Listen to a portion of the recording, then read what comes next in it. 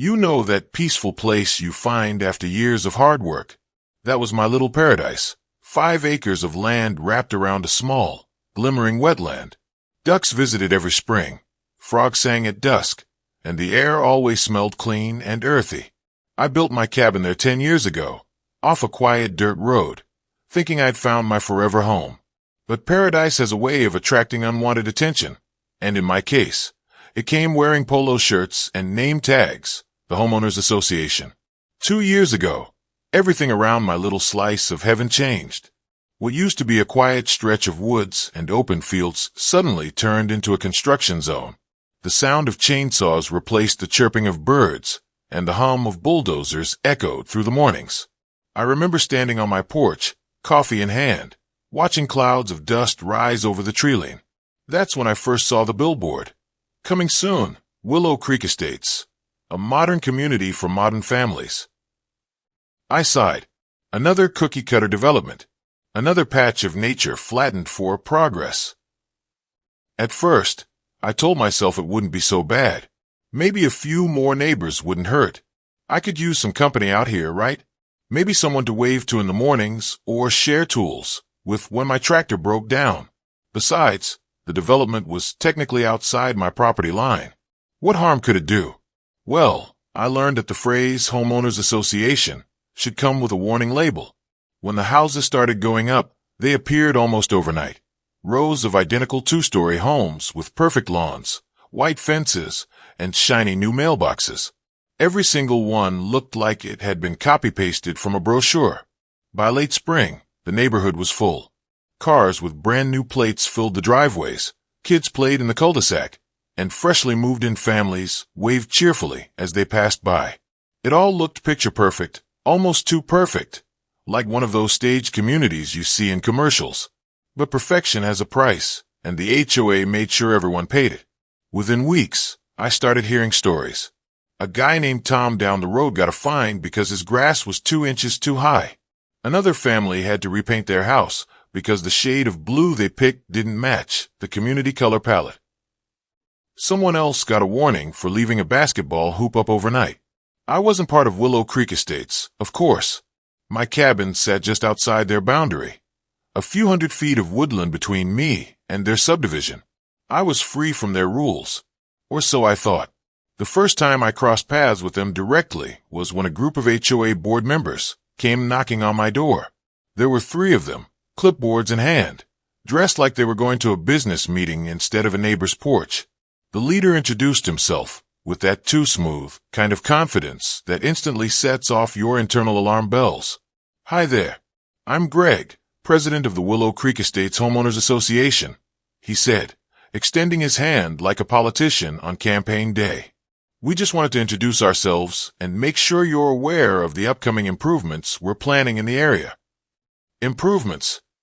I asked, shaking his hand cautiously. What kind of improvements? Oh, just some light infrastructure work. Road expansion, new lighting, landscaping, stuff to beautify the neighborhood. We want to make this a really connected, accessible community. I nodded slowly. Sounds nice. As long as it doesn't affect my property. Greg smiled, but there was something behind his eyes, something that didn't match the smile. Of course. We just like to keep all nearby property owners informed. They handed me a glossy brochure filled with stock photos of happy families biking down smooth roads, dogs running through neatly trimmed parks, and smiling kids with balloons. The kind of thing that looks nice in print but hides all the real problems underneath. After they left, I tossed it on my kitchen counter and forgot about it. I should have paid closer attention. A few weeks later, I started noticing more and more survey flags showing up near the edge of my property. Red, orange, yellow, little neon markers sticking out of the mud, like warning lights. At first, I figured it was the county checking boundaries or utilities. But when I followed the line of flags, my stomach dropped. They cut straight through the wetlands. Those wetlands weren't just a pretty pond. They were protected by state law. It was a living ecosystem, home to frogs, turtles, herons, and hundreds of native plants. When it rained, the wetland absorbed the runoff and prevented flooding across the whole valley. It wasn't something you could just pave over and forget about. The next day, I saw Greg's SUV rolling up my driveway, shiny, spotless, like it had never seen a dirt road before. He stepped out wearing a crisp polo shirt with the Willow Creek logo embroidered on the chest. His smile was the same one I remembered, polished, but hollow. "Afternoon," he called out, as if we were old friends. "Hope I'm not interrupting anything." I wiped my hands on my jeans, I'd been splitting firewood, and said, "What brings you up here, Greg?" "Well," he said, leaning casually against his car, "we're finalizing plans to expand the main road into the development. Turns out, the easiest and most direct path runs through this section of your property." He pointed toward the line of flags, fluttering near the wetlands. "Don't worry," he added quickly, seeing my expression. "It's for the community's benefit. It'll improve access for emergency vehicles and reduce congestion at the main entrance. We're even considering adding a walking path and a little bridge over that swampy area of yours." I blinked. "That swampy area," I said slowly, "isn't just some puddle. That's a wetland, a protected one. You can't build there." Greg chuckled like he thought I was exaggerating. "Protected? Are you sure about that? I mean, it's just a little standing water, right? Nothing a good drainage system can't handle." That's when I realized he had no idea what he was talking about. Or worse, he didn't care. "I'm positive," I said firmly. "That land is marked on county maps as an environmentally sensitive zone. Building anything there, even a temporary road, would violate state regulations." Greg's smile wavered for the first time. "Well," he said after a pause, "our contractors looked over everything and didn't mention any issues. I'm sure we'll handle it. The HOA's got this under control." "You don't handle a wetland," I replied. "You respect it, and you stay off my property." For a moment, we just stood there, staring each other down. The sound of frogs croaking in the background filled the silence, as if nature itself was listening in. Then Greg gave a tight little smile, the kind people use when they think they've already won. "We'll handle it," he said again, this time with that practiced tone of dismissal. Then he slid back into his car, shut the door, and drove off down my driveway like he owned the road. That night, I sat at my kitchen table staring out the window, the glow from the wetlands shimmering under the moonlight. My gut told me this wasn't over. People like Greg didn't hear no very often, and when they did, they treated it like a challenge. I pulled out my old filing cabinet and dug through my property records, surveys, maps, environmental reports. I wanted to be ready, because I knew what was coming next. The HOA was going to push, and I was going to have to push back.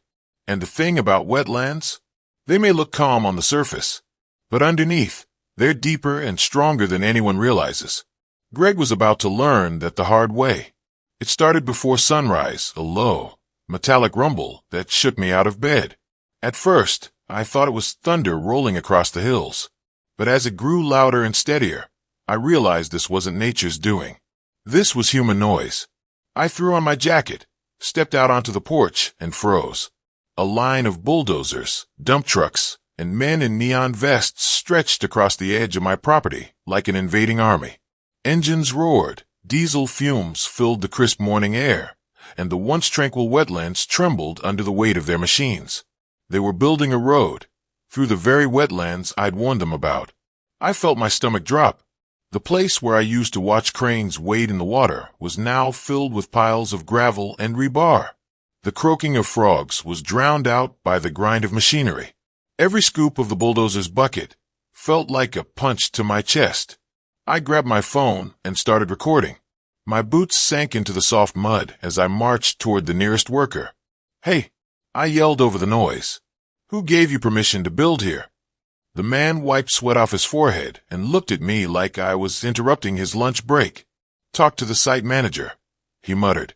I found him near a pickup truck, clipboard in hand, shouting orders.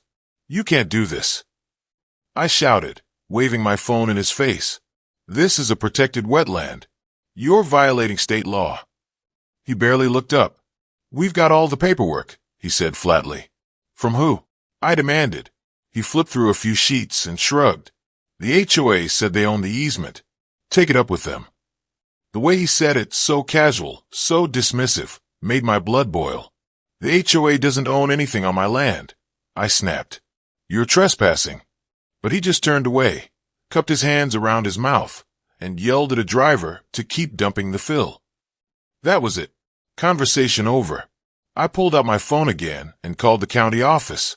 After waiting on hold for 15 minutes, a tired-sounding clerk finally answered. Environmental Services, how can I help you? I explained the whole situation, the wetland designation, the bulldozers, the roadwork. I could hear her typing on a keyboard as I spoke. Sir, she said after a pause, if the HOA submitted plans for a public access easement, it may fall under their jurisdiction. You'd need to file a formal complaint. I am filing a complaint right now, I said, exasperated. They're destroying a protected ecosystem. She sighed. I understand, but the inspector assigned to your area isn't available until next week. Next week. By next week, the wetlands would be nothing but crushed gravel and tar. I hung up and called the state environmental department, then the zoning office, then even the local news. Each time, I hit the same brick wall. Paperwork delays. We'll look into it. Bureaucracy moves slower than cement dries, and these guys were pouring fast. For the next several days, I watched helplessly as the land transformed. First, they drained the shallow pools with portable pumps, sending the murky water gushing down makeshift trenches. I watched fish and tadpoles flopping in the mud, their home vanishing beneath steel and dirt. Then came the dump trucks, unloading endless mounds of gravel. The wet, springy earth swallowed each load like a sponge, but they kept piling it higher, determined to bury nature under ton after ton of fill. Next, they rolled in compactors, massive steel drums that thundered across the ground, pressing it flat. The air smelled like diesel, tar, and decay. By the time they laid the asphalt, the wetlands I'd loved for a decade were unrecognizable. The soft earth that once glistened under the morning sun was now a lifeless stretch of blacktop, steaming in the heat. The frogs were gone. The cattails were gone. Even the birds had stopped coming. One afternoon, I stood at the edge of the new road, my boots caked with mud, and stared at what they'd done. It wasn't a road. It was a scar, slicing through the heart of the land. The surface shimmered darkly under the sun, reflecting the sky like oil on water. On either side, what was left of the wetland sat strangled and dry. Greg showed up not long after, looking smug as ever. He had a hard hat tucked under his arm and a clipboard in hand, like he was the hero of some construction documentary. Beautiful, isn't it? He said, gesturing toward the new pavement. Smooth, efficient, and it'll make the neighborhood much safer. I couldn't believe the arrogance. You destroyed a protected ecosystem, I said coldly. You have no idea what you've done. He chuckled. Come on, don't be dramatic. It's just a bit of marshland. Now it's actually useful. Useful? I echoed. You built over natural drainage. You've set up the entire area for flooding. Greg smirked, tucking his clipboard under his arm. We had engineers look at it. Everything's fine. You'll see, this is progress. He turned and walked away before I could say another word, leaving me standing there in disbelief. That night, I sat on my porch, staring out at the wetlands, or what was left of them. The air was still heavy with the smell of asphalt. The usual chorus of crickets and frogs was gone, replaced by silence. I felt this ache in my chest, not just anger, but loss. This wasn't just land to me, it was alive. It had its own rhythm, its own peace, and they'd buried it under a road because it was easier. I opened my laptop and started compiling everything I had, video footage, timestamps, phone logs, maps, and environmental reports. If the county wanted paperwork, I drowned them in it. I uploaded everything to cloud storage and began emailing every environmental organization I could find. Days turned into weeks. I kept calling, pushing, demanding updates. The county finally sent an inspector, but by then, it was too late. The road was already finished, blacktop glistening over what used to be a living, breathing wetland. The inspector walked the site, took a few notes, and shook his head. Looks like the HOA acted without final clearance, he said quietly. We'll need to investigate further. I wanted to shout. Investigate? The damage is done. But what good would it do? The system was slow. and the land had already paid the price. When the first rain came after the road's completion, I stood at my window and watched as water pooled along the edges of the new asphalt. It didn't drain. It sat there, heavy and stagnant, forming shallow lakes that crept closer to the nearby yards. The wetland used to absorb that water naturally, filtering it through layers of soil and vegetation. Now, there was nowhere for it to go. But Greg and his crew didn't seem to notice or care. They had their road, their shortcut, their shiny new improvement. They thought they'd won. I knew better. Nature doesn't take kindly to being buried alive. And one way or another, it always finds a way to remind us who's really in charge. At first, it looked like they'd gotten away with it. The HOA was practically glowing with pride. The road was finished, shiny and new, cutting cleanly through the wetlands like a dark ribbon of victory. For them, it wasn't just asphalt. It was proof that they could do whatever they wanted, whenever they wanted. A few weeks after construction ended, they held a ribbon-cutting ceremony right at the edge of the wetlands. It was ridiculous. Balloons, banners, folding chairs, even a podium set up on the shoulder of the new road. The local paper showed up, cameras flashing, and Greg, wearing his favorite blue blazer and mirrored sunglasses, stood in front of a crowd of residents. He gave a speech about community progress, about connectivity, and how this new road would bring neighbors closer together. He even called it a milestone of cooperation between nature and development. I remember standing a few yards away, arms crossed, watching him grin for the cameras as if he'd just cured world hunger. Behind him, the wetlands sat silent, the water low, the cattails wilted, and the birds nowhere to be seen. It felt wrong, like a funeral disguised as a celebration. I wanted to yell, to tell everyone there what they'd actually done. But what good would it have done then? The crowd was clapping, the cameras were rolling, and Greg was already the hero in their eyes. But nature has her own way of giving speeches. It started subtle, a whisper, not a shout. That fall, the first heavy rains rolled in. It wasn't even a major storm, just the usual seasonal downpour that soaked the valley every October. But something felt different this time. Normally, the wetland would drink up the rain slowly, like a sponge. You could almost see it breathe, the water rising and falling gently, feeding the plants and keeping everything balanced. But now, the water had nowhere to go. Within hours, puddles began forming along the edges of my yard. By the next morning, those puddles had merged into a shallow pond that reached my porch steps. The once solid ground squished under my boots, and I could feel the soil struggling to hold on. Frogs, confused and displaced, gathered near my cabin. At night, their croaks echoed louder than ever, like a warning song.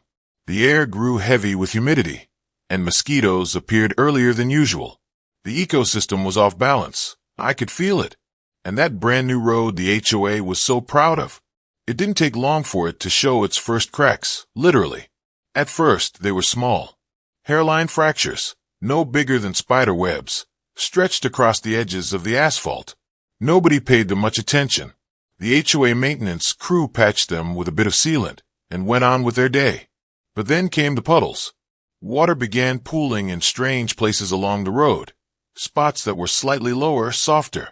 Every time a car drove over them, the asphalt dipped just a fraction of an inch. Then another, and another. The road, built on top of a wetland's lungs, was sinking, slowly but surely. When you've lived on land like mine for long enough, you learn to listen. The earth speaks, through creaks, smells, and the way it holds water. That road was groaning under its own weight, like a ship taking on water. I walked out one morning after another round of rain, and pressed my boot against the edge of the asphalt. It moved. The ground underneath flexed like soft dough. The smell of wet tar and rot hung in the air. I recorded a video and sent it straight to Greg with the message, "You need to fix your drainage. The wetland isn't a playground." He didn't respond right away, but that afternoon, his SUV pulled into my driveway. He got out wearing that same smug grin, sunglasses perched on his head. "Hey, neighbor," he said, walking up like we were just chatting about the weather. "Greg," I said, crossing my arms, "you've got a problem with your road." He looked over toward it, hands on his hips. "Looks fine to me." "Fine," I said, gesturing toward the sunken patches. It's sinking. The soil can't support the weight. This is exactly what I warned you about. He shrugged. It's just a little water. We've got it under control. You don't have anything under control, I said sharply. That road's going to collapse if you don't fix the drainage. You buried a living wetland under asphalt. It's not going to stay still. Greg laughed. Actually laughed. You're overreacting. We had engineers look at this. Everything's up to code. I could feel my patience slipping. Nature doesn't care about your code, Greg. The ground is moving. You built on a swamp. You can't just engineer your way out of that. He waved a hand dismissively and smirked. Relax. You'll see. Once the ground settles, it'll be fine. We're planning to install some drainage pipes next season. Everything's going to be perfect. Then he climbed back into his SUV and drove off, tires splashing through one of the growing puddles. Famous last words. Over the next few weeks, things got worse, slowly at first, then all at once. Each rainfall brought new signs of trouble. The puddles turned into ponds, the cracks into gaps. The smooth, dark surface of the road began to ripple, like it was breathing under stress. I even saw a section where the asphalt lifted slightly before sinking back down as a car rolled over it. One night, I heard a sharp pop. Outside, loud enough to startle me out of bed. I grabbed my flashlight and stepped outside. A long fissure had split right through the middle of the road, stretching almost 20 feet. Steam rose from the crack as rainwater hissed against the still warm asphalt. The smell of wet tar filled the air.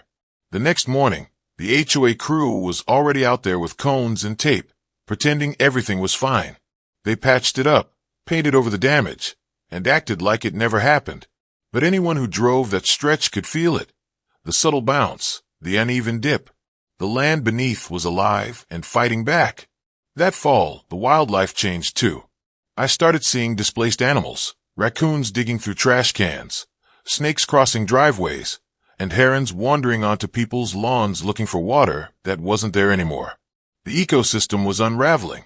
Meanwhile, the HOA newsletter boasted about ongoing infrastructure improvements and road maintenance success. They actually spun their failure into a win. Greg even posted a photo of himself standing by the road, holding a shovel, captioned, "Just part of keeping Willow Creek beautiful." I nearly threw my coffee at the screen when I saw it. By November, the rains were heavier.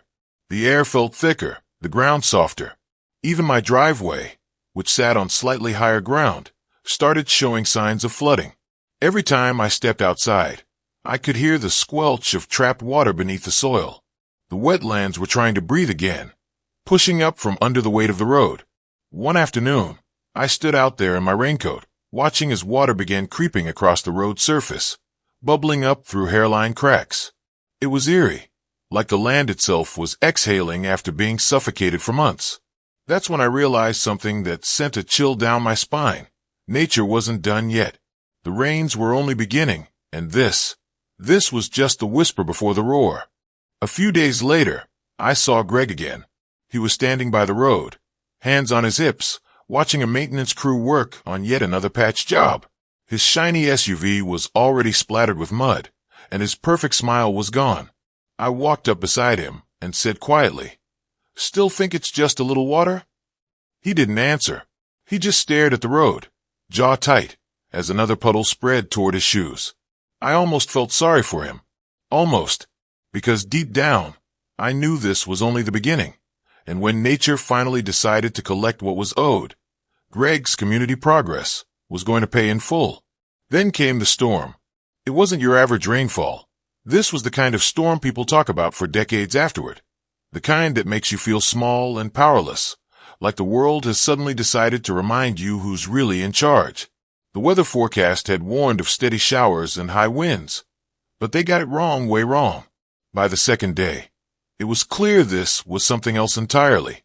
Dark clouds rolled in from the west, heavy and endless, like a mountain range made of thunder. The air grew thick, electric, and the scent of rain hit long before the first drop fell. When it finally did, it fell hard, thick sheets of water slamming against the ground, drumming on rooftops, hammering on every surface with relentless fury. The sound was deafening, like standing beneath a waterfall. Within hours, my driveway turned into a stream. The gutters overflowed. The wetlands, which had always absorbed rainfall with ease, began to swell. Water rose inch by inch, spreading across the fields, creeping toward the tree line. By nightfall, the power flickered twice and went out completely. I lit candles and sat by the window, watching the storm rage through the valley. The trees bent under the wind's weight, their branches snapping and whipping through the air. Lightning flashed so bright it lit up the entire landscape for a split second, just enough for me to see the road glistening under the torrent, a dark vein cutting through the chaos. That was day one. By the second day, things had gone from bad to biblical. The rain never stopped, not even for a minute.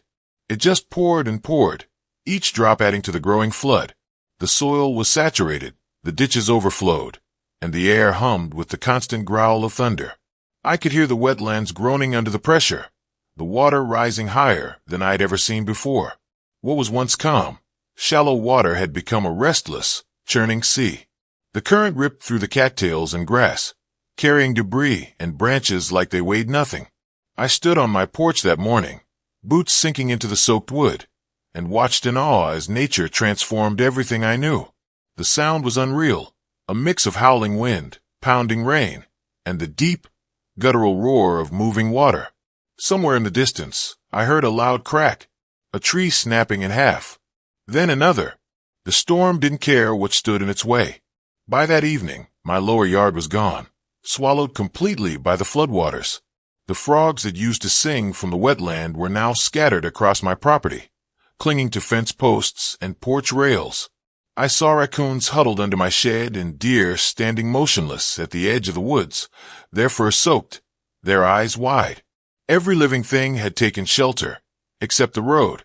The road just sat there, stretched across the wetland like a stubborn scar, trying to defy what it was built on. But underneath, the ground was giving way. On the third night, it happened. It was close to midnight. The storm had reached its peak. Rain came down in solid sheets. Lightning cracked so often that the sky barely went dark between flashes, and the wind screamed like a freight train through the trees. I was sitting by the window, half asleep from exhaustion, when I heard it, a sound so deep and heavy it rattled the floor beneath me. It wasn't thunder. It was a rumble, low and angry, rolling through the earth itself. I grabbed my flashlight and stepped outside. The air was thick with mist and rain, the kind that hits your face sideways no matter which direction you turn. My boots splashed through ankle-deep water as I made my way to the porch railing. Then I saw it. The road, the one the HOA had built through the wetlands, was moving. At first, I thought my eyes were playing tricks on me. The beam of my flashlight caught the surface, shimmering strangely, rippling as if it were alive. Then came the unmistakable sound, a sharp, cracking noise, like the snapping of ice on a frozen lake. The asphalt buckled, rising in jagged ridges before collapsing back down. Water surged up through the cracks, foaming and hissing like it was boiling. The blacktop began to split open, long seams tearing through it as if the earth itself were clawing it apart from below. I stood there in stunned silence, rain pouring down my face, watching the road disappear before my eyes. Chunks of asphalt broke free and floated away like pieces of driftwood, spinning in the current before vanishing beneath the muddy water. Street signs tilted, then fell with a metallic clang. The white-painted lines that once guided cars twisted and vanished into the flood. The water roared louder and louder, ripping through the man-made structure like it was made of paper. The ground trembled beneath me, and I stumbled backward as part of the embankment gave way with a thunderous crack. Within minutes, not hours, not even half an hour, the road was gone. Completely. Where there had once been smooth black asphalt, there was now a raging river of brown, swirling water. Logs, branches, and pieces of debris rushed through the gap. The floodlight from a nearby street pole flickered wildly before sputtering out completely, plunging everything into darkness. Nature had taken back what was hers, fast, fierce, and final. I don't remember how long I stood there, drenched and shaking, flashlight beam cutting across the chaos. My heart was pounding, part fear, part disbelief. I had warned them. I knew this would happen, but even I hadn't imagined it would be this catastrophic, this quick. The wetlands had waited patiently, quietly absorbing the blows of construction, pollution, and arrogance. But once the balance tipped, once the storm gave it strength, it struck with vengeance. Across the flooded fields, I could faintly see the roofs of the HOA homes. Their manicured lawns were gone, replaced by rivers of brown water. The decorative lampposts along the new road leaned sideways, like broken matchsticks. Somewhere down the road, I saw headlights, cars trapped, their tires half submerged. I could hear voices shouting faintly through the storm, but the wind swallowed them up. It wasn't just a flood. It was reckoning. By dawn, the rain finally began to ease. The world was eerily quiet, as if the storm had exhausted itself and fallen asleep. The sky was gray, heavy, but no longer angry. When I stepped outside again, the scene looked unreal, like something out of a disaster movie. The road that once divided the wetlands was gone, erased completely. In its place was a deep, muddy channel filled with swirling water. The edges of the broken asphalt hung like torn fabric, jagged and black. I followed the path of destruction for a few hundred yards, stepping carefully through the mud. Every few feet, I found pieces of the road, chunks of pavement, a twisted signpost, even a section of the HOA's bright white fencing tangled in the reeds. A few residents from Willow Creek Estates were out too, staring in disbelief. One of them, still in pajamas, looked at me and said, "What happened?" I wanted to tell her everything. How the shortcut had suffocated the wetlands, how every warning sign had been ignored, but I didn't need to. The answer was right there in front of us. Nature had simply taken back what was hers. That morning, as I watched the muddy waters flow freely again through the land, something incredible happened. For the first time in months, I saw a heron, tall, graceful, and calm, gliding across the flooded valley. It landed on a branch near where the road used to be, dipped its beak into the water, and just stood there, unbothered, as if reclaiming its home. The wetlands were breathing again. And me, I just stood there, soaked and speechless, feeling a strange mix of grief and satisfaction. All I could think was how poetic it was. The very thing Greg called progress had vanished overnight, washed away by the same natural force he thought he could outsmart. The land had the final say. And in the silence that followed the storm, I realized something that stayed with me ever since. You can build over nature, but you can't bury it. Because when the rain comes, and it always does, nature remembers. And when it remembers, it takes back everything. When dawn finally broke, it wasn't gentle. The world didn't wake to birdsong or sunshine peeking through clouds. It woke to chaos. The storm had spent all night tearing through the neighborhood, and now, as the rain eased to a mist, the damage revealed itself like the aftermath of a war. The once pristine streets of Willow Creek Estates looked like a disaster zone. Cars were half submerged in muddy water, their alarms blaring weakly in the damp air. Mailboxes leaned sideways, buried up to their flags in sludge. The decorative street lamps that once lined the HOA's Showcase Road were either flickering erratically or gone entirely, snapped clean from their bases. The road itself, their pride, their project, their shortcut to progress, had ceased to exist.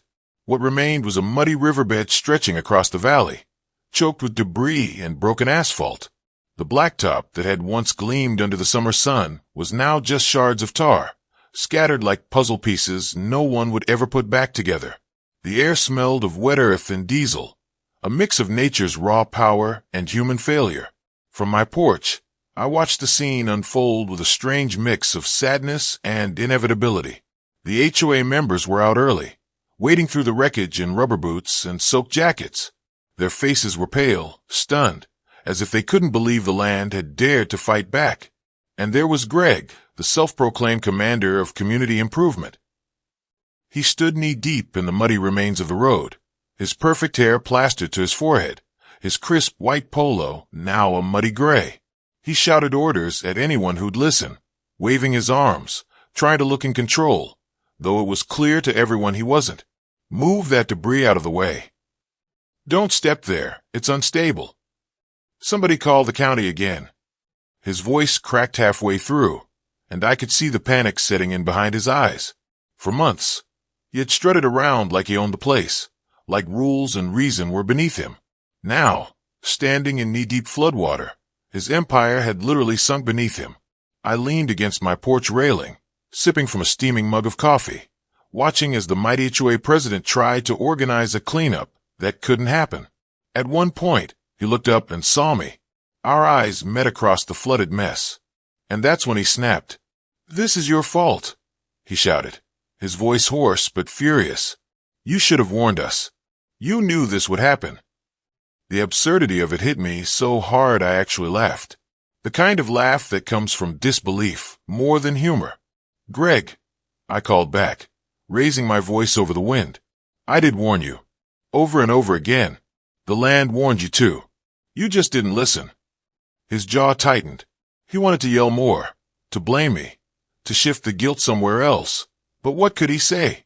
The evidence was right beneath his feet, swallowing his argument whole. Behind him, one of the HOA members tried to pull a car out of the mud using an ATV. The wheel spun helplessly, splattering Greg with a wave of filthy water. It was the perfect punctuation mark to his downfall. By mid-morning, the county trucks had arrived, flashing lights cutting through the mist, engines rumbling as officials stepped out in high boots and raincoats. They moved with calm authority, surveying the damage with clipboards and cameras. One of them, a woman in a yellow slicker, squatted near what used to be the edge of the road and poked at the ground with a stick. "See that?" she said, gesturing to the others. "That's marsh soil. Pure organic muck. No solid foundation underneath. This was a wetland." She straightened up, shaking her head. "It never should have been built on." Greg, standing nearby, tried to interrupt. "We had an easement," the developer said. But the official cut him off with a firm wave. "Doesn't matter what the developer said. The county didn't approve this. You built over protected land." Her tone was final, cold, the kind of voice that leaves no room for argument. Greg's face went pale. Around him, a few residents murmured nervously, glancing at each other as the reality sank in. This wasn't just a bad storm. This was a violation, and an expensive one. The investigation didn't take long. Within days, the county released an official report confirming what I'd been saying from the start. The road cut directly through a designated wetland zone, violating multiple environmental and construction regulations. The HOA was fined heavily, tens of thousands of dollars, plus the cost of cleanup and restoration. They were ordered to remove all the remaining asphalt, restore the natural drainage pattern, and replant the native vegetation that had been destroyed. In short, they had to undo everything they'd done. The same men who had bulldozed through cattails now had to replant them. The same board that bragged about their shortcut now had to watch it erased, foot by foot, by the very county they'd ignored. Karma didn't just knock on their door. It came in with a flood. I'll never forget the day the restoration crews arrived. They didn't come with fanfare or speeches this time. There was no ribbon cutting, no smiling HOA board members posing for photos. Just workers in muddy boots, quietly tearing out what was left of the road, hauling away broken asphalt, and replacing it with fresh soil. Every day for weeks, I watched the land heal. Slowly, the dark scar of the road faded beneath green shoots and wild grasses. The cattails returned, the frogs came back, and by the time summer rolled around, the wetlands looked almost as if nothing had ever happened. Almost. The only sign left of the HOA's grand mistake was a faint line of gravel at the edge of the property, a reminder that arrogance doesn't stand a chance against nature's patience.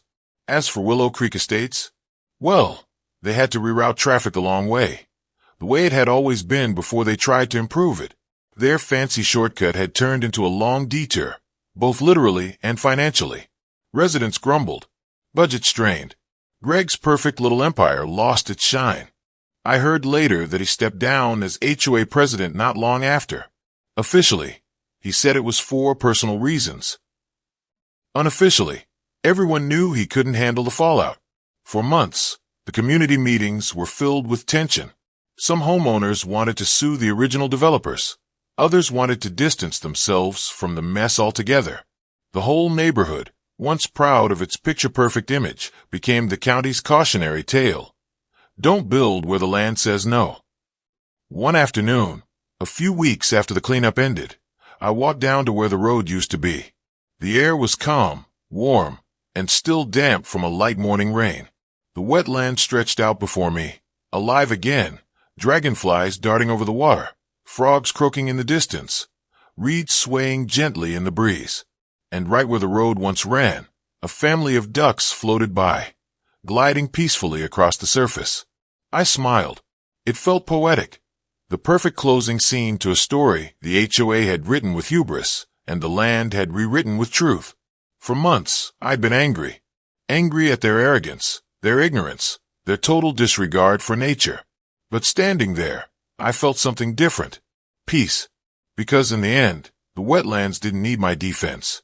They defended themselves. That night, as the sun set over the valley, the reflection of orange and gold rippled across the restored marsh. And I couldn't help but think, this wasn't just a flood. It was a lesson, a reminder that nature always keeps the receipts. You can pave over the earth, dig through her veins, and pretend she's tamed, but she never forgets. Greg and his HOA learned that the hard way.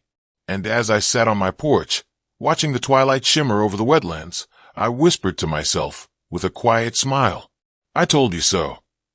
The storm passed, the fines were paid, and the shouting faded. But what came next? That's where the real story began. Because while the HOA fought paperwork and tried to polish their reputation, something quiet, almost magical, started happening out on the land. The wetlands, that patch of earth they tried to conquer, began to heal. At first, it was subtle. Tiny green shoots poked through the mud, where the asphalt had been ripped away. Patches of cattails started to reappear, their stalks pushing stubbornly through the softened ground like nature herself was reclaiming her space. The smell of oil and tar slowly disappeared, replaced by the familiar, earthy scent of damp soil after rain. I'd walk down there in the early mornings, when mist still hovered over the water and the world was quiet except for the croak of frogs and the distant hum of insects. The sunlight would break through the trees, scattering gold across the surface of the shallow pools. And every morning, I'd notice something new. A tuft of wild grass here, a heron fishing in the shallows there, a trail of deer tracks cutting across the fresh mud. Bit by bit, life returned. The land didn't need architects or blueprints. It didn't need permission slips or permits. It just remembered. That's the thing about nature. It always remembers what it's supposed to be. By midsummer, the transformation was undeniable. Where there had once been a road, that thick, ugly strip of asphalt, there was now a field of green. Grasses swayed gently in the wind. Wildflowers bloomed along the edges, painting the landscape in soft yellows, purples, and whites. The air buzzed with dragonflies and bees, a living orchestra of renewal. And then, one quiet morning, I saw them. The ducks, a small flock, gliding across the water like they'd never left. They paddled calmly through the reeds, quacking softly, completely unbothered by the past. Watching them, I couldn't help but laugh. It was as if they were saying, "See, we told you this place belongs to us." They weren't the only ones. The frogs returned too, their croaks filling the night air like a lullaby. Crickets sang from the tall grass. The fireflies came back in clouds, lighting up the dusk in thousands of tiny sparks. In just a few months, the wetland that had been paved, drowned, and nearly erased looked alive again, almost like it had been waiting for the chance. Meanwhile, across the property line, things weren't so peaceful. The HOA was in shambles. They tried to spin the whole disaster as a learning experience in their community newsletter, but no amount of PR could hide what everyone already knew. They'd messed up big time. The road was gone, the funds were drained, and the once proud Willow Creek Estates sign at the entrance now stood half-tilted, its paint peeling from the storm. The board meetings that used to be full of confident speeches were now tense, quiet affairs. The residents who once praised Greg were suddenly full of questions, and not the friendly kind. Why had no one done proper surveys? Why were warnings ignored? And most importantly, who was going to pay for all of it? Eventually, the pressure became too much. Greg resigned. Officially, he blamed unforeseen circumstances and a breakdown in communication with county officials. But everyone knew what really happened. He tried to outsmart nature, and nature had handed him the bill. When he left, there was no farewell party, no kind words, Just silence and a stack of unpaid repair estimates. I heard later that he moved out of the neighborhood altogether, trading his spotless SUV for something smaller, humbler. Maybe he learned something. Maybe he didn't. But one thing was certain. He'd never forget that road. As the months rolled on, something unexpected began happening. The same neighbors who had once treated me like an outsider started stopping by more often. At first, it was small talk, a wave from across the fence, a quick hello while walking their dogs. Then, slowly, the conversations deepened. One woman, a young mother from the HOA, came by one afternoon carrying a basket of muffins. She looked awkward, but sincere. "I just wanted to say we're sorry," she said, "for how everyone acted. You tried to warn us." I took the muffins and smiled. "It's all right," I told her. "The land did the talking in the end." She nodded, glancing out at the wetland where the grass now swayed peacefully. "It's beautiful now," she said softly. "I never realized how alive it was before." Another neighbor, an older man named Carl, came by a few weeks later. He used to glare at me whenever I filed those county complaints. Now he leaned on the fence, watching the sunset over the marsh. "You were right," he said simply. "We thought we were fixing a problem. Turns out we were the problem." There was no bitterness in his voice, just quiet understanding. Over time, those visits became almost regular. People would drop by to ask questions about the wetlands, about the birds, the plants, the natural flow of the land. Some of them even helped with the replanting effort when the county sent teams to finish restoring the area. It was strange in a good way. For the first time, they weren't treating nature like an obstacle. They were seeing it as something worth respecting. I guess that's what it took. A flood, a collapse, and a hefty fine for them to realize the land isn't something you can boss around. It's something you have to listen to. The following spring, the wetlands were thriving again. I'd stand on my porch at sunrise, coffee in hand, watching the mist roll off the water as the world woke up. The sound of birds filled the air, robins, redwings, even a few cranes. If you didn't know the story, you'd never guess there'd ever been a road there at all. Nature had erased the evidence, but I hadn't forgotten. And sometimes, when the wind blew just right, I could almost hear the faint echo of that stormy night. The rumble of thunder, the cracking asphalt, the rush of water reclaiming its home. It didn't sound like destruction anymore. It sounded like balance. One evening, as the sun dipped low and painted the wetlands gold, I saw a few kids from the HOA neighborhood playing near the edge. They were skipping stones and laughing, their reflections rippling across the calm surface. Their parents stood nearby, chatting quietly, pointing out the ducks and dragonflies. No fences, no tension, no signs telling anyone where they could or couldn't step. Just people and nature coexisting again. And I realized, maybe something good had come from all this after all. I still remember the last conversation I had about it. A new HOA president, a young guy named Ethan, stopped by to introduce himself. He was polite, humble, the kind of person who listened before he spoke. He thanked me for being patient during the whole ordeal and said the board was working on new guidelines to make sure something like that never happened again. "We've got a whole section now about respecting environmental zones," he said. "I guess you were right all along." I smiled and shrugged. "It's not about being right," I told him. "It's about paying attention. The land always tells you what it needs, if you care enough to listen." He nodded slowly. "Yeah," he said. "We're listening now."